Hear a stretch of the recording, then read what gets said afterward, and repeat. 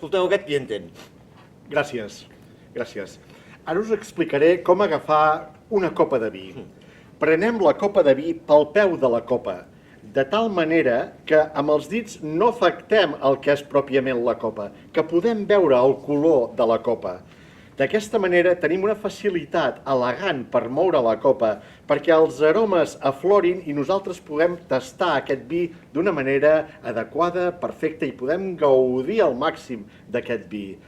Gràcies. Bueno, sí. Bueno, no, està bé, però vull dir que com s'ha d'agafar una copa de vi? Què és el més important a l'hora d'agafar una copa de vi? A l'hora d'agafar una copa de vi, bàsicament és que no caigui a terra.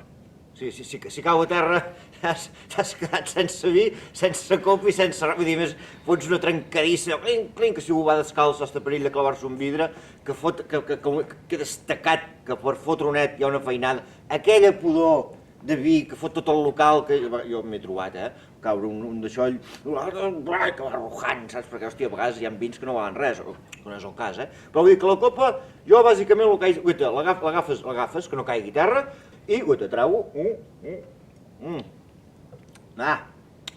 És bo. La qüestió és que no es vessi i que te'l fotis. Tot això que diu aquest, tot això són collonades. Tu ets part activa en tot això. Tanca el cercle, demana vi català.